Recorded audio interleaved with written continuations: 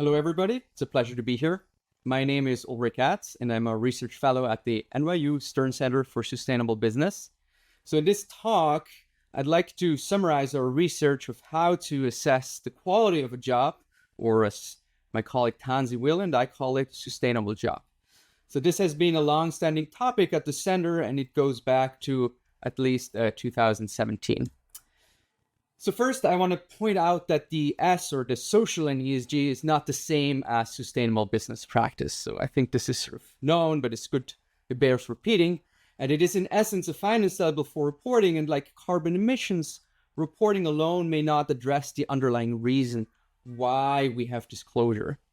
Second, the measurement challenges for S is arguably even more pronounced than for environmental. And we found, for example, that turnover, which is often financial and material, gets reported in less than half of firms invest. And third, when managers or investors consider jobs, they're typically unable to answer questions such as, how much does involuntary turnover cost the company? How much do dissatisfied contingent workers affect the bottom line? Or on the more positive side, does a sustainable job strategy improve the bottom line? And so to address this, we did three things in this paper.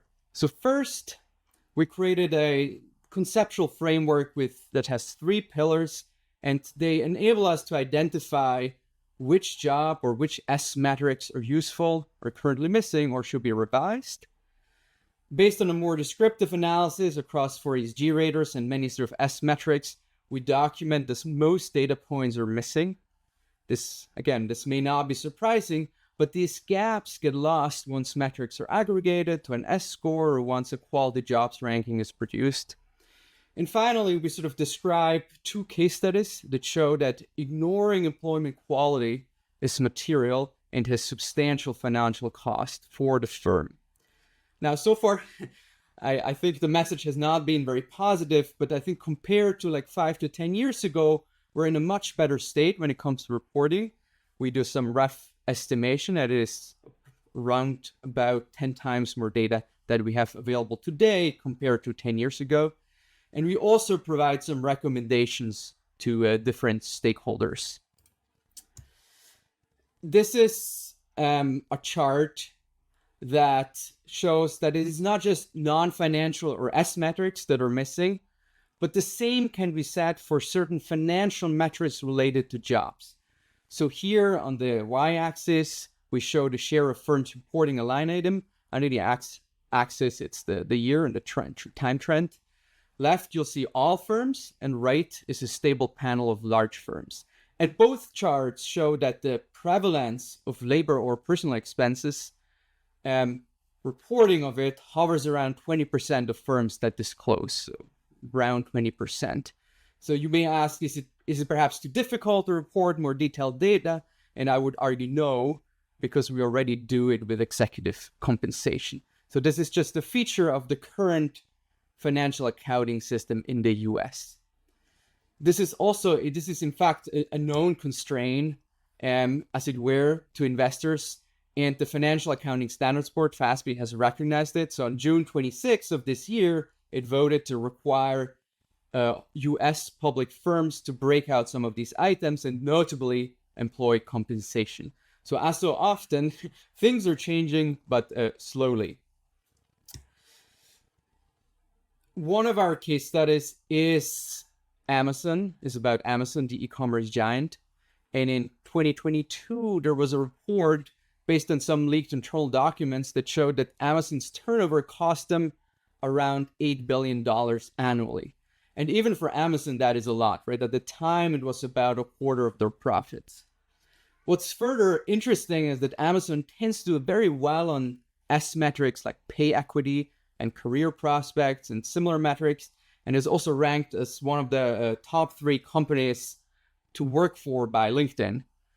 However, if you look at controversy ratings or some of the news stories, if you want, they are among the worst in the sector, and reporting is generally worse compared to like competitors like retailers such as Costco.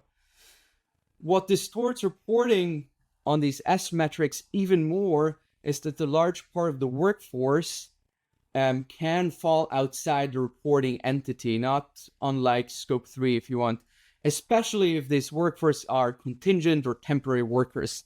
And in that case, what matters does indeed not get measured.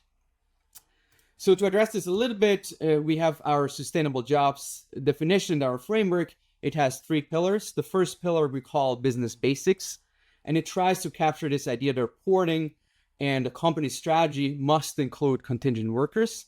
This is also recognized by the upcoming European regulation.